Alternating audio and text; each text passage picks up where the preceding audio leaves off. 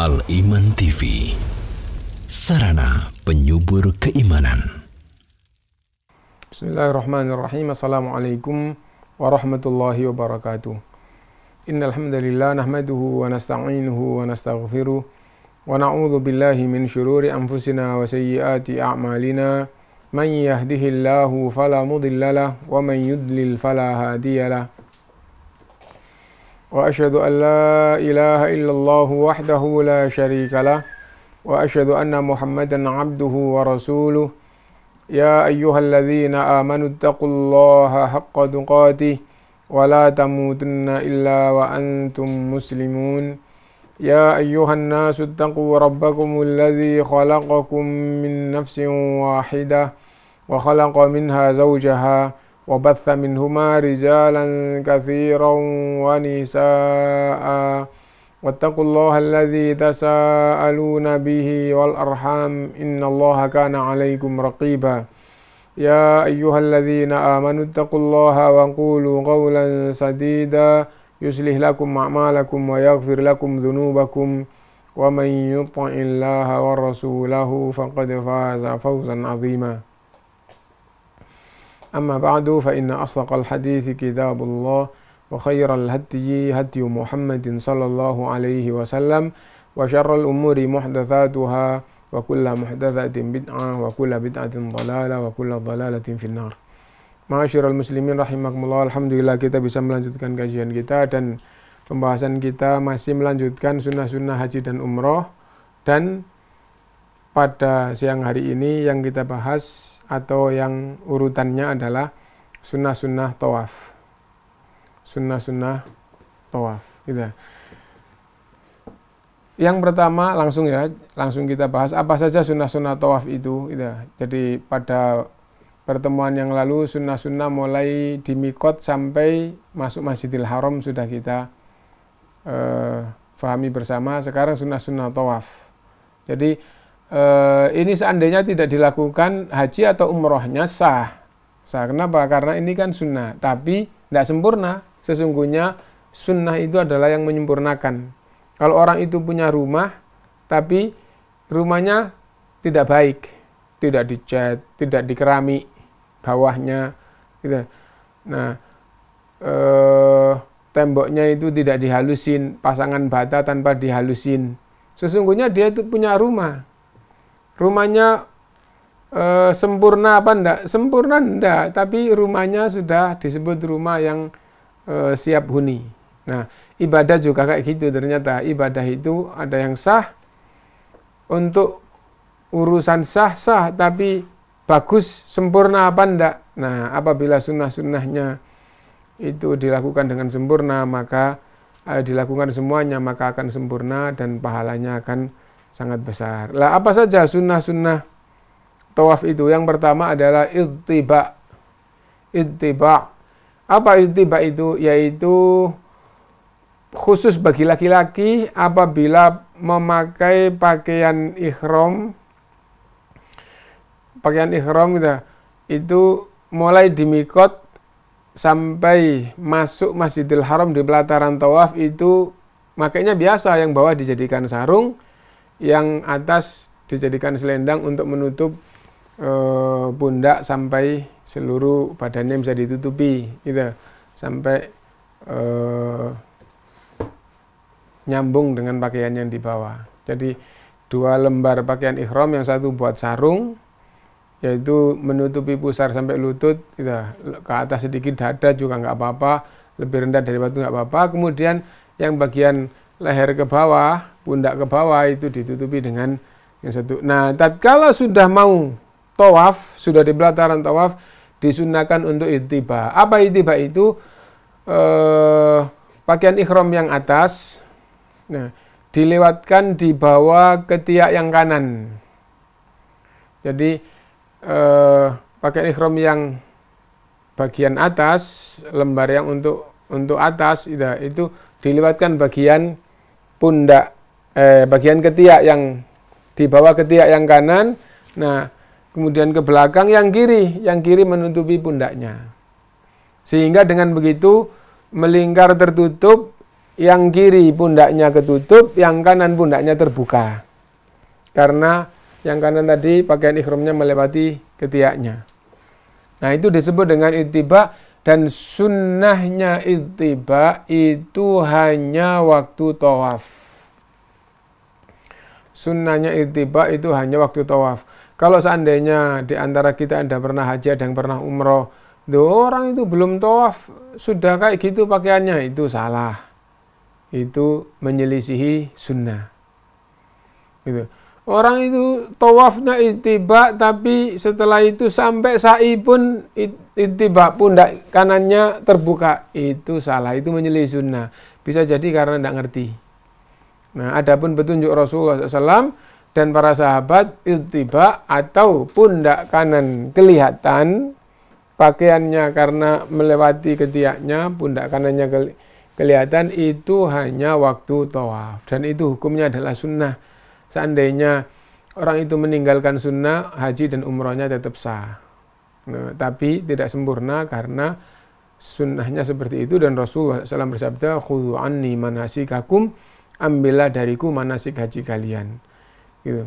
Wa khairul hadi hadiyu Muhammadin sallallahu alaihi wasallam, dan sebaik-baik petunjuk adalah petunjuk Rasulullah sallallahu alaihi wasallam. Li hadits Ya'la ibni Umayyah, berdasarkan dengan hadis Ya'la ibni Umayyah, anna Nabiya sallallahu alaihi wasallam tawafa muttabi'an, sesungguhnya Nabi sallallahu alaihi wasallam tawaf dalam keadaan ittiba. Apa ittiba itu? Ayyudkhila izarahu tahta ibtihil ayman. Pakaian ihram yang kanan dilewatkan di bawah ketiaknya yang kanan. Wa yuraddu tarfahu ala mangkibihil aisar, dan yang satunya disarungkan atau diselimutkan di pundaknya yang kiri. Nah, yang kanan melewati ketiak, yang kiri menutupi pundaknya. Gitu.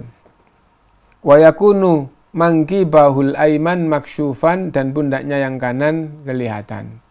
Sunnah yang kedua, istilahul hajaril aswad, menyentuh atau mengusap hajar aswad. Mengusap hajar aswad, tidak. Dan yang ketiga, takbilul hajar, apabila betul-betul dekat, tidak sekedar mengusap, tapi di samping mengusap, yang ketiga, mencium hajar aswad. Itu. Ra'aitu Rasulullah li hadithi Umar, ya. Li hadithi Umar radhiyallahu anhu, berdasarkan dengan hadis Umar radhiyallahu an.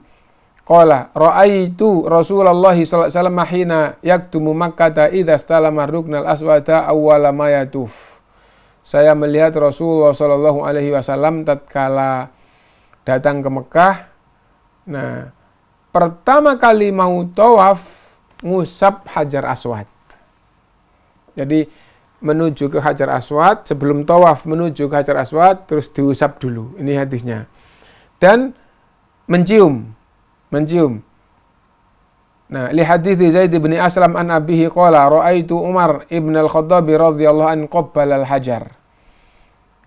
Kata Zaid bin Aslam, dia dari bapaknya Zaid bin Aslam melihat Umar bin Khattab radhiyallahu an mencium hajar aswad. Wa qala law anni ra'aitu Rasulullah sallallahu qabbalaka laula anni ra'aitu Rasulullah sallallahu qabbalaka ma qabbaltuka. Seandainya aku tidak melihat Rasulullah SAW menciummu, wahai batu, aku juga tidak akan menciummu. Nah, itu. Nah, berarti yang pertama, sebelum mulai, yang pertama menata baju ihramnya yang atas khusus bagi laki-laki. Yang kedua, menuju ke hajar aswad, terus mengusap. Apabila bisa, dilanjutkan dengan mencium. Yang keempat, as-sujudu alaihi, sujud di hadapan hajar aswad. Sujudnya ibadah kepada Allah, sujud kepada Allah, tapi ini menghadap ke hajar aswad di atas, ya dia di bawahnya sujud. Itu apabila keadaannya bisa. Kenapa? Karena ini kan menceritakan bahwa ada sunnah begini. Lah sunnah itu kalau tidak dikerjakan, kenapa? Karena meninggalkan sunnah atau karena ada uzur tertentu. Nah di zaman sekarang di keadaan normal tidak bisa, kenapa? Penuh rebutan gitu, nah, desek-desekan. Nah akhirnya tidak bisa itu. Nah tapi ada sunnah seperti ini, as-sujudu alaihi, sujud itu di hadapan Hajar Aswad. Li hadits Ibnu Umar, berdasarkan dengan hadis Ibnu Umar radhiyallahu anhu maqala ra'aitu Umar bin al-Khattab qabbala al-hajar. Kata anaknya yaitu Ibnu Umar Ibnu al-Khattab radhiyallahu anhu, saya melihat bapak mencium Hajar Aswad. Wa sajada alaihi, lalu sujud setelah menciumnya. Tsumma ada faqabbala wa sajada alaihi, lalu diulangi mencium dan sujud. Tsumma qala hakadza ra'aitu Rasulullah SAW, seperti ini saya melihat Rasulullah sallallahu alaihi wasallam. Itu. Yang keempat, takbir inda rukun, membaca takbir waktu di Hajar Aswad. Gitu. Membaca takbir waktu di Hajar Aswad. Gitu. Karena di dalam buku kita ini tidak disebutkan bagaimana kalau tidak bisa dekat sehingga tidak bisa mengusap dan mencium. Maka berdasarkan dengan hadis lagi, apabila mencium nggak bisa karena terhalang 1-2 orang di depannya, tapi masih bisa mengusap. Apabila nggak bisa, terus dia bawa tongkat, lalu dengan tongkatnya diusapkan di Hajar Aswad. Nah, maka yang kesentuh Hajar Aswad, misalnya tangannya mengusap, mencium nggak bisa, tangannya yang kesentuh itu dicium. Apabila mencium nggak bisa, mengusap masih bisa, yang kesentuh dicium. Kalau karena terhalang 4-5 orang di depannya, sehingga mengusap, mencium nggak bisa, dan kebetulan bawa tongkatnya disentuhkan Hajar Aswad, kesentuh. Maka tongkatnya disentuhkan seolah-olah mengusap gitu ya. Lalu yang kesentuh Hajar Aswad itu dicium. Nah itu termasuk sunnah. Apabila nggak bisa pakai tongkat, apalagi ngusap, apalagi mencium, kenapa? Karena cukup jauh. Lebih dari 5 meter, 10 meter, 20 meter, 30 meter, atau di paling ujung misalnya 100 meter Hajar Aswad tawafnya. Nah, maka berisyarat kepada Hajar Aswad. Nah, isyarat itu babnya 1 dengan mengusap dan mencium tadi itu. Nah, kemudian membaca takbir. Kapan membaca takbir? Kalau jauh isyarat sambil membaca takbir. Gitu.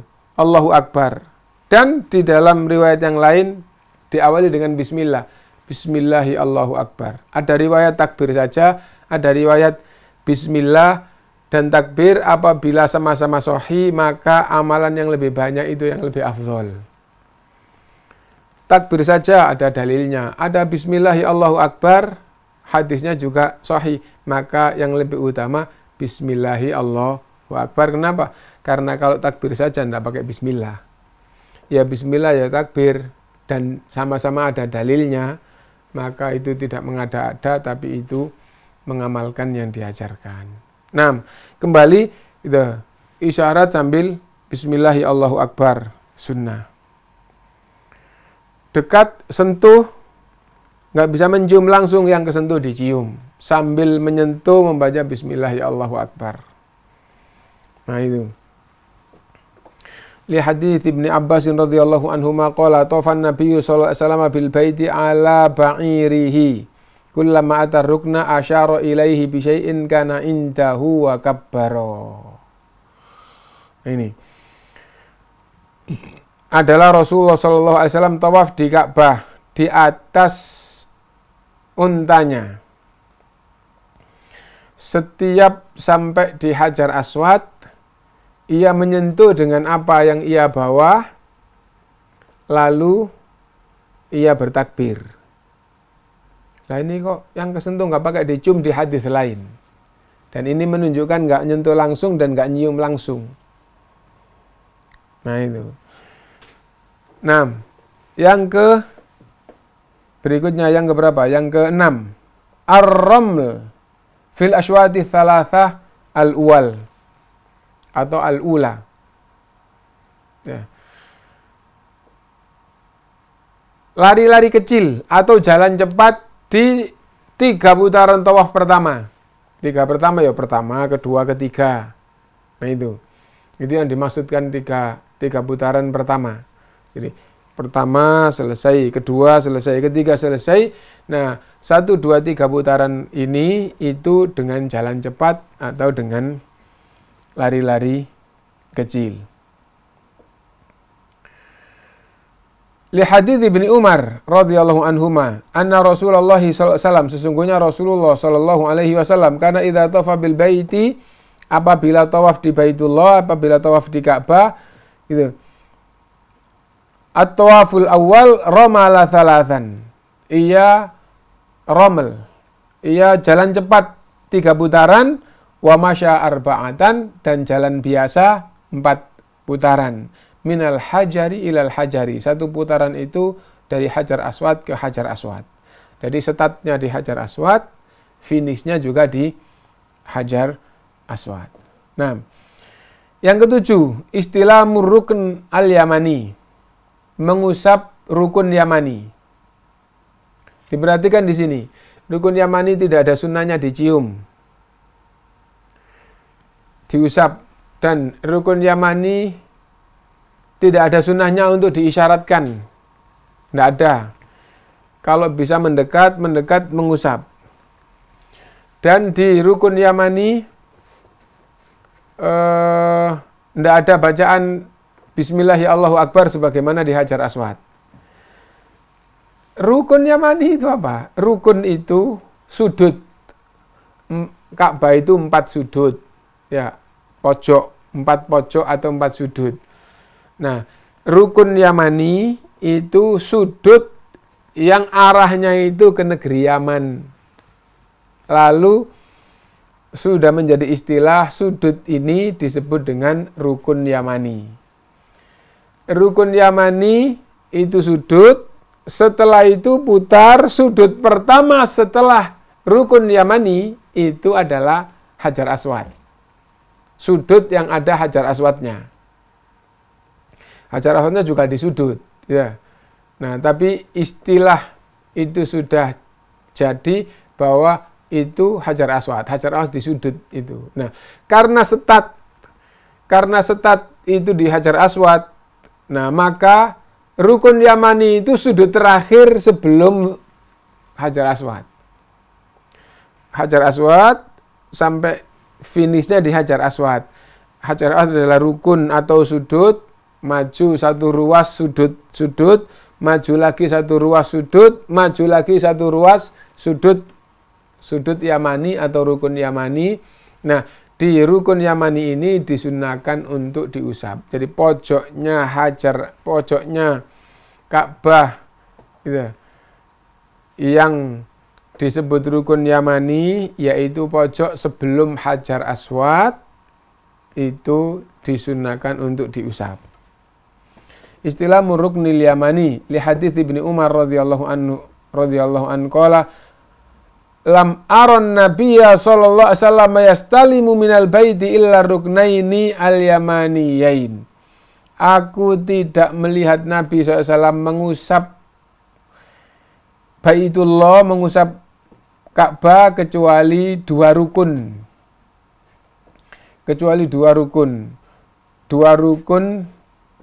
Dua-duanya apabila disebut ruknainil yamaniyain, 2 sudut atau 2 rukun Yamani, maksudnya ya rukun sebelum Hajar Aswad.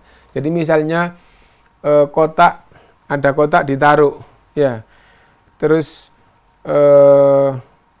kotak di ruas sebelah selatan, ada yang di bagian barat, ada yang di bagian timur, tapi kedua-duanya adalah di selatan. Nah, itu kalau diarahkan lurus sampai ke arah Yaman, akhirnya disebut dengan ruknaini al-yamaniyain. Maksudnya kesimpulannya bahwa pojok sebelum Hajar Aswad disunahkan untuk diusap, pojok yang ada Hajar Aswadnya juga disunahkan untuk diusap, pojok yang ada Hajar Aswadnya di samping diusap juga dicium, juga membaca Bismillahi Allahu Akbar, juga sujud di situ. Tapi kalau di rukun di pojok sebelum Hajar Aswad hanya diusap saja. Nah, yang kedelapan, ayyad'uwa bainah ar-ruknaini. Di antara dua rukun Yamani tadi apa? Yaitu pojok sebelum Hajar Aswad sama pojok yang ada Hajar Aswadnya. Nah, jadi apabila berada di antara dua rukun ini disunahkan untuk membaca doa khusus. Kenapa kok pakai khusus? Karena sepanjang tawaf, doa apapun, zikir apapun, baca Quran, semuanya boleh, tidak ada tuntunan khusus. Lah, khusus untuk antara rukun Yamani ke Hajar Aswad itu disunahkan memperbanyak doa khusus. Apa doa khusus itu? Rabbana atina fid dunya hasanah wa fil akhirati hasanah wa qina adzabannar. 3 penggal.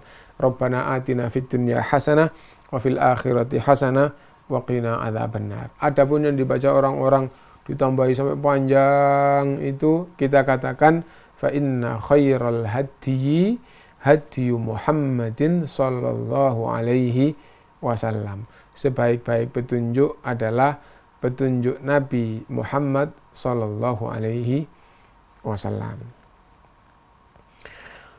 Nah, setelah itu berarti sudah satu putaran finish. Mulai lagi 2, mulai lagi 3, mulai 4, 5, 6 sampai yang ke-7 selesai. Lalu sunnah berikutnya adalah sholatur rok'ataini ba'da tawafi khalfal maqam. Sholat 2 rakaat setelah selesai tawaf, sholat sunnah tawaf. Nah, kedua, kalau ada kelonggaran, sunnahnya di belakang makom Ibrahim. Nah, jadi ada Ka'bah, dekat dengan Ka'bah itu ada tempat berdirinya Nabi Ibrahim waktu membangun Ka'bah, atau tempat tinggalnya Nabi Ibrahim waktu membangun Ka'bah, atau tempat berdoanya Nabi Ibrahim waktu membangun Ka'bah di situ. Nah, di belakang situ, sehingga tatkala menghadap kiblat atau menghadap Ka'bah, antara dia dan Ka'bah itu adalah makom Ibrahim. Jadi depan Ka'bah, setelah itu makom Ibrahim, setelah itu dia berdiri di sini menghadap ke Ka'bah untuk sholat. Sholat apa? Sholat sunnah tawaf. Nah, itu sunnah tawaf. 6. Li hadits Ibnu Umar radhiyallahu an qala qadima Rasulullah SAW fatafa bil baiti sab'an. Rasulullah SAW datang ke Mekah lalu tawaf 7 kali. Tsumma shalla khalfal maqami rak'ataini. Lalu sholat di belakang makom 2 rakaat. Wa tawafa baina Safa wal Marwah. Setelah itu yang dilakukan adalah sa'i antara Safa dan Marwah. Wa qala, dan berkata, laqad kana lakum fi Rasulillahi uswatun hasanah. Lalu Umar radhiyallahu anhu membacakan ayat, sungguh ada pada diri Rasulullah SAW untuk kalian adalah suri tauladan. Berikutnya disunahkan ketika menuju ke, setelah sholat menuju ke sofa membaca ketika menuju ke belakang tempat sholat sunnah itu disunahkan baca wattakhidhu mim maqami Ibrahim musalla. Ya. Jadi menuju ke belakang makom Ibrahim dengan membaca wattakhidhu mim maqami Ibrahim musalla. Ini firman Allah, ini ayat. Nah, lalu disunahkan sholat setelah baca Fatihah di rakaat pertama membaca Qul ya ayyuhal kafirun, dan di rakaat kedua setelah Fatihah membaca Qul huwallahu ahad, dan yang terakhir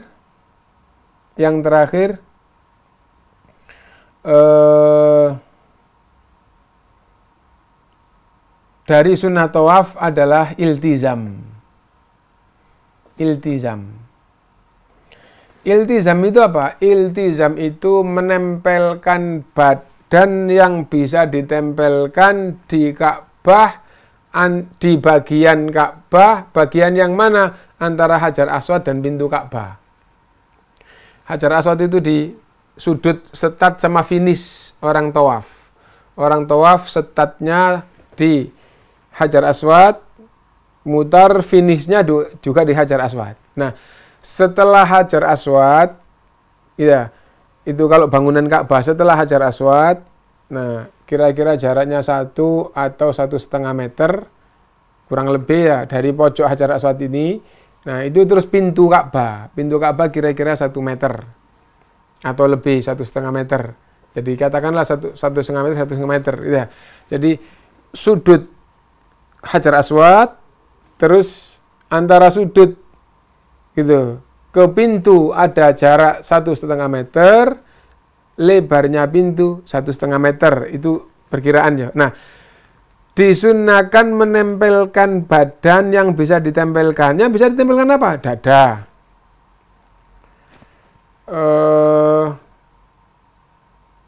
muka, pipi, tangan. Nah, itu ditempelkan di mana? Di Ka'bah. Nah, ditempelkan di Ka'bah.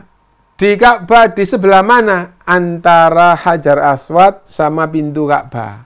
Itu disebut dengan iltizam.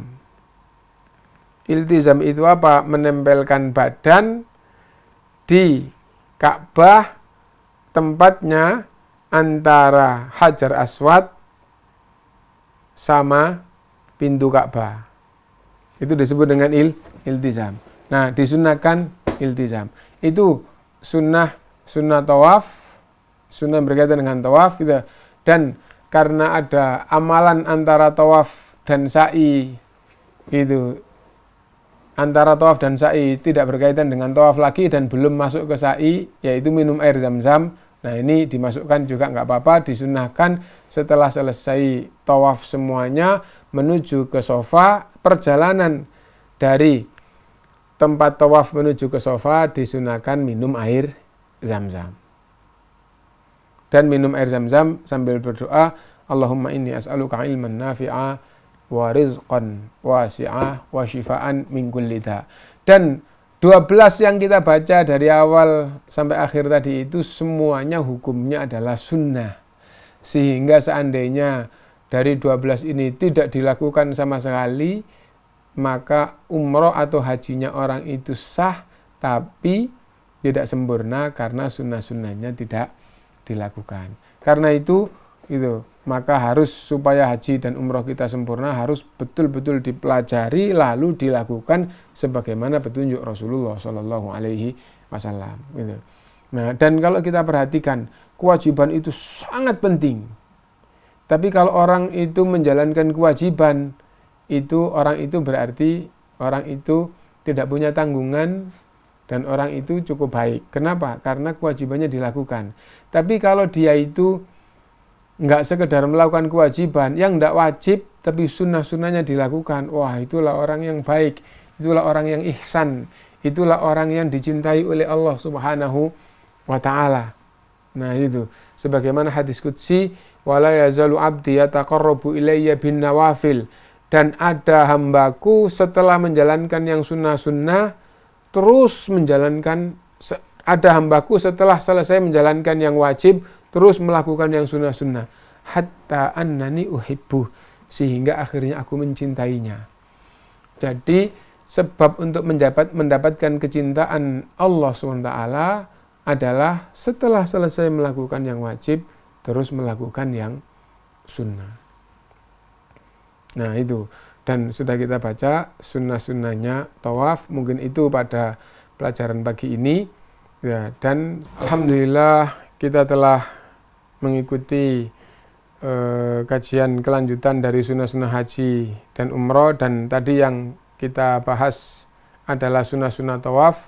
Sunnah-sunnah tawaf yang pertama adalah khusus bagi laki-laki, ittiba ketika tawaf. Apa ittiba itu? Yaitu pakaian ihram yang atas dilewatkan di ketiak yang kanan dan yang kiri ditutupkan ke pundaknya sehingga pundak kanan terbuka. Itu disebut dengan ittiba dan itu sunnah. Yang kedua, menyentuh Hajar Aswad. Menyentuh atau mengusap Hajar Aswad. Yang ketiga, mencium Hajar Aswad langsung. Apabila tidak bisa langsung, tangan yang kesentuh dicium. Apabila tidak bisa, maka pakai kayu atau pakai tongkat. Apabila sedang bawa tongkat, yang kesentuh Hajar Aswad itu yang dicium. Itu yang ketiga. Kemudian yang keempat, apabila bisa, karena longgar misalnya, setelah mengusap kemudian mencium, sujud di depan Hajar Aswad atau di hadapan Hajar Aswad, ya tentu sujudnya adalah sujud kepada Allah Subhanahu wa ta'ala. Yang kelima, membaca takbir Bismillahi Allahu Akbar. Allahu Akbar saja, tapi yang lebih bagus Bismillahi Allahu Akbar. Yang keenam, itu 3 putaran pertama itu dengan jalan cepat atau dengan lari-lari kecil. Itu. Adapun 4 sampai yang ke-7 itu jalan biasa. Yang ke-7, mengusap rukun Yamani. Apa rukun Yamani? Pojok yang mengarah ke Yaman. Di mana itu? Yaitu pojok Ka'bah terakhir sebelum Hajar Aswad. Yang ke-8, setelah sampai di rukun Yamani menuju ke finish, menuju ke Hajar Aswad, berdoa Rabbana atina fid dunya hasanah wa fil akhirati hasanah wa qina adzabannar. Nah, sampai di Hajar Aswad, dengan begitu maka selesailah 1 putaran. Dan putaran kedua, ketiga, 4, 5, 6, 7 sama nanti. Jadi memulai dengan mengusap Hajar Aswad lalu mencium, kemudian apabila apabila gampang sujud, apabila enggak bisa ya enggak apa-apa gitu ya. Kemudian karena masih putaran kedua, jalan-jalan lari-lari kecil atau jalan cepat sampai di rukun Yamani, nanti mengusap, setelah itu berdoa Rabbana atina fid dunya hasanah sampai finish yang kedua. Nah, begitu seterusnya. Yang ke-9 berdoanya ya. Yang ke-9 yang ke-8 tadi berdoa. Yang ke-9 salat 2 rakaat di belakang makom Ibrahim setelah selesai 7 putaran. Nah itu. Nah, sehingga berdirinya dia dengan Ka'bah, dia sholat menghadap Ka'bah, antara dia dan Ka'bah tengah-tengahnya itu adalah makom Ibrahim. Apabila di situ penuh, boleh di mana saja. Intinya sholat sunnah 2 rakaat setelah selesai 7 tawaf. Yang ke-10 itu membaca Qul ya ayyuhal kafirun dalam sholat tadi. Setelah membaca Fatihah di rakaat pertama, Qul ya ayyuhal kafirun, dan di rakaat kedua setelah membaca Fatihah Qul huwallahu ahad. Yang ke-11, iltizam. Apa iltizam? Menempelkan anggota badan yang bisa ditempelkan di bagian Ka'bah. Bagian Ka'bah yang mana? Antara Hajar Aswad dan antara Hajar Aswad dan pintu Ka'bah. Dan yang ke-12 ini itu adalah antara tawaf dan sa'i. Apa itu? Minum air Zam-Zam sambil berdoa Allahumma inni as'aluka ilman nafi'a wa rizqan wasi'a wa shifaan min kulli da'. Dan untuk bab doa zikir, nah yang tidak ada tuntunan khusus, maka berdoalah dan berzikirlah sebaik-baiknya, sebanyak-banyaknya, karena ini Anda dalam keadaan yang sangat istimewa di hadapan Allah, ada di rumah Allah, ya, dan dalam keadaan Anda yang sangat dekat dengan Allah, dan dijanjikan doa dan zikir Anda dikabulkan oleh Allah Subhanahu wa ta'ala. Mungkin itu yang bisa saya simpulkan dari pertemuan kita. Mudah-mudahan Allah SWT memudahkan kita semuanya untuk bisa berangkat dan bisa melaksanakan sebaik-baiknya kualitas dan kuantitasnya. Mungkin itu. Subhanakallahumma bihamdika asyhadu an la ilaha illa anta astaghfiruka wa atubu ilaik. Al Iman TV, sarana penyubur keimanan.